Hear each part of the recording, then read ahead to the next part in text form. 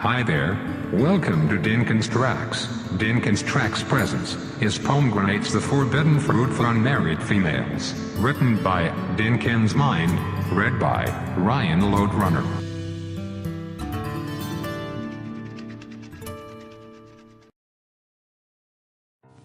This story has roots all the way in Greek mythology, and it's very interesting to find out the role of a pomegranate fruit in shaping the seasons. According to Greek mythology, Persephone, an innocent girl who loved playing in the open spring-kissed fields in her life, was nevertheless of a queen. She was the daughter of Zeus, the king of all gods, and Demeter, the goddess of agriculture and fertility.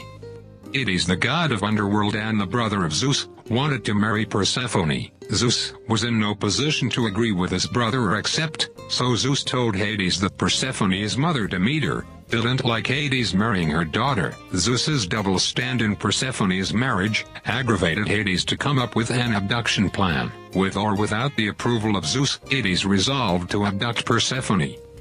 One day, when Persephone and her maids went out to collect flowers, Hades suddenly thundered down to the plains in his four-jet black horse chariot and took off Persephone with him. The abduction and disappearance was so swift, none neither understood nor knew.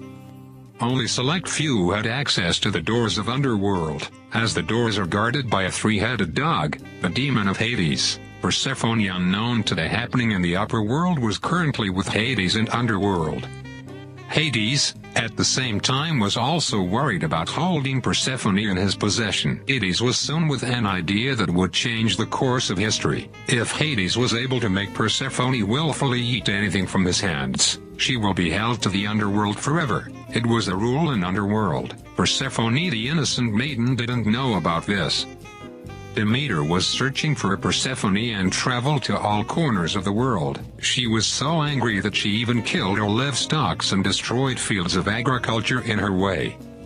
9 days have passed by now, and the entire world was suffering by her anger. On the 10th day, when Hecate, the mother of angels and the cosmic world soul, with the help of Helios, the sun god, told Zeus and Demeter what had happened.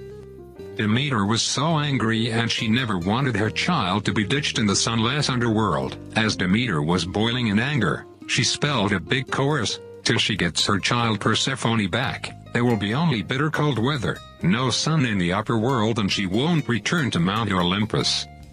Zeus was so worried for her daughter and his wife, he tried sending a group of gods and goddesses to consolidate Demeter and restore peace and stop miseries in the world, but Demeter refused it. Zeus had no choice but to promise Demeter that he will let Persephone stand by Demeter in Mount Olympus. Worried Zeus had to act again. He sends Hermes to the underworld to bring back Persephone. Hades agreed to let Persephone go to upper world, as she hasn't eaten anything from the day she was brought to underworld. Hades tricked Persephone by offering her a pomegranate seed. Persephone accepted the fruit as she thought it was a kind act from Hades. Anyone who tastes the food of Hades must remain in the underworld. This was the general rule of the underworld, and thus Persephone was bound to live with Hades in the underworld forever. Rhea, the mother of Zeus, Demeter, and Hades, was soon to help. Rhea proposed a compromise plan, which everyone accepted. The plan was simple. Since Persephone had pomegranate seed from Underworld, she have to live in Underworld, but every year 6 months, some says 4 months and some 3 months, Persephone will return to Mother Demeter and join her in Mount Olympus, and the rest of the year she will be the queen of Underworld.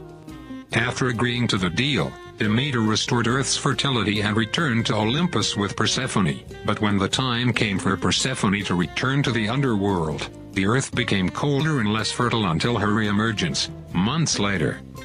Since the abduction of Persephone, spring and summer have given way to autumn and winter, and the Earth's fertility has followed the progression of seasons. And the story finishes happily. Greek mythology and Hindu mythology are considered to be two of the best elaborately written literatures or scripts of the ancient world. I never mean that other religious books and scripts are short. They too are elaborate, but when taken into account in the interconnectivity of the subjects and vastness of the books, they stand apart. So thank you for listening to this show, expecting to see you soon with yet another interesting article. Thank you.